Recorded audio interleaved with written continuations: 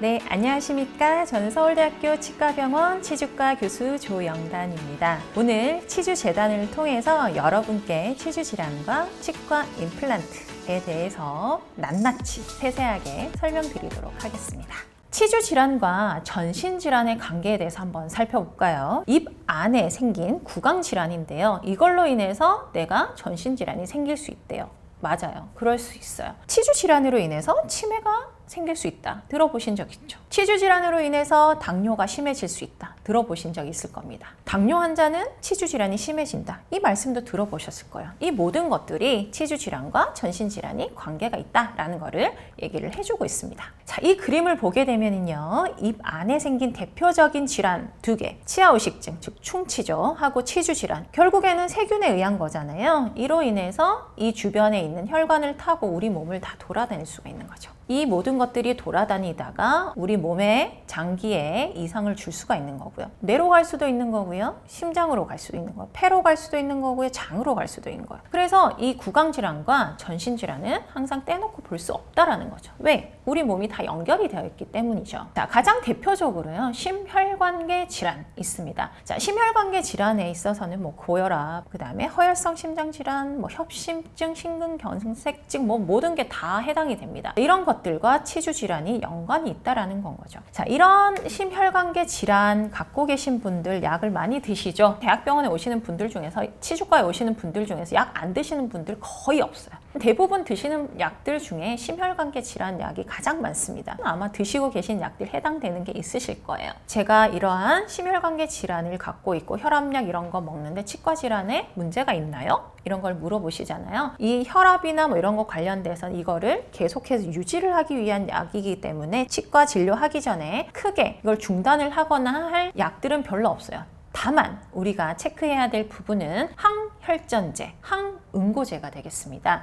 대표적인 항혈전제는 아스피린이죠. 뭐 아스피린 드세요, 안 드세요? 예전에는 그렇게 얘기를 했는데 환자분들한테 많이 여쭤봤는데, 지금은 아스피린 이외에도 다른 약들이 많기 때문에 아스피린 드세요가 아니라 보통은 피 묽게 하는 약 드시고 계십니까? 이렇게 여쭤봐요. 이런 걸 먹으면은 혈액 순환에 도움이 된다 해서 드시는 분도 있고, 처방을 받아서 드시는 분들도 있어요. 혈관에 스텐트 이제 삽입을 하신 분들 중에서는 이게 아주 필수잖아요. 그죠? 이 부분에 다시 혈전이 생기면 안 되기 때문에. 자, 그래서 이런 분들은 이 항혈전제 항상 드실 텐데요. 항혈전제에도 여러 가지 종류가 있어요. 자, 항혈전제라고 하는 결국은 혈전을 생기지 않게 하자라는 건데, 혈전이 생기는 거를 보게 되면은요, 어딘가에서 뭔가 이제 문제가 생겨서, 자, 여기서부터 블리딩, 피가 나요. 그러면은 여기를 응고를 하기 위해서 혈소판이라는 게 만들어져요. 자, 여기서부터 우리가 말하는 게 피떡이라고 하는 부분이고, 뭔가 혈관을 좁게 할 수 있는 모든 물질이 되겠습니다. 그 다음에 여기서부터 혈액 응고를 하기 위해서 응고인자가 이렇게 활성화가 됩니다. 이러면서 여기를 피가 나는 걸 막기 위해서 혈전이 생성이 되는데요. 이런 각각의 스텝별로 이거를 막아주는 이 부분들의 약이 다 피를 묽게 하는 약이다 라고 보시면 되겠습니다. 그래서 뭐 아스피린, 뭐 플라빅스, 뭐 와파린, 뭐 헤파린, 이런 모든 것들이 피를 묽게 하는 약이다 라는 거고, 대부분이 처방을 받아서 드실 거예요. 자, 그래서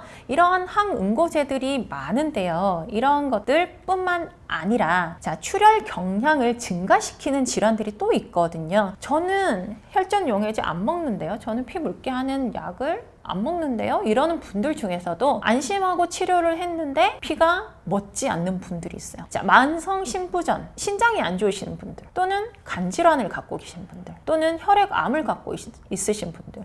자, 이런 분들은 이러한 장기의 부전으로 인해서 혈액이 뭔가 응고가 되는 이런 부분이 약해진 그런 경향이 있습니다. 치료 후에 지혈이 안 돼서 고생하시는 분들이 계세요. 피나는 치과 치료를 합니다. 항혈전제 드시고 계십니까? 이런 것들을 여쭤봤을 때 항혈전제는 먹고 있지 않지만 요런 질환들이 있습니다 라고 정확하게 말씀을 해주시는 게 치료하는데 많은 도움이 됩니다. 자, 그래서 저는 이제 피가 나는 치료를 하기 전에 이렇게 의뢰서를 보내요. 항혈전제 또는 항응고제를 처방받아서 드시는 의사분들한테 이거를 이제 드리면은 거기다 여기다가 회신을 써줄 것이다 라고 드리는데요. 이 환자분은 중단 불가합니다. 3일 중단하십시오, 5일 중단하십시오, 7일 중단하십시오 등등등 여러 회신이 있습니다. 여기에 따라서 저희가 맞춰서 진행을 하는 거고요. 보통 중단이 안 된다라고 하면은 중단할 수 없으니까 치료를 못하는 경우도 있지만은 치료를 해야 되는데 중단이 안 된다 그러면 여기에 대해서 대비를 하고 치과 치료를 하고 있습니다. 자, 항혈전제 중단 일수를 보면은요, 뭐 이렇게 뭐 5일에서 7일 전, 뭐 2주, 뭐 아니면 10일 뭐 이런 식으로 되어 있기는 한데요. 처방해 주시는 그 의사분들이 회신하는 거에 따라서 저희가 따르고 있고요. 다만 여기서 제가 늘 강조하는 거는요, 환자분 자체 임의 휴학은 절대 안 됩니다. 꼭 처방하는 처방의와 함께 상의하셔야 됩니다. 환자분들 중에서 저 며칠 끊어봤는데 괜찮던데요? 그냥 해주세요. 이러시는 분들도 있으세요. 안 돼요. 그죠? 그때는 그럴 수 있지만 염증이 생겨서 뭔가 문제가 돼서 치주 치료를 해야 된다거나 발치를 해야 될 때, 그럴 때는 염증으로 인해서 피가 더 안 멎는 경우가 있거든요. 뭔가 조그만 거 하려다가, 즉 발치하려다가 피가 안 멎어서 입원하고 병원 신세를 지는 이런 경우가 생길 수 있기 때문에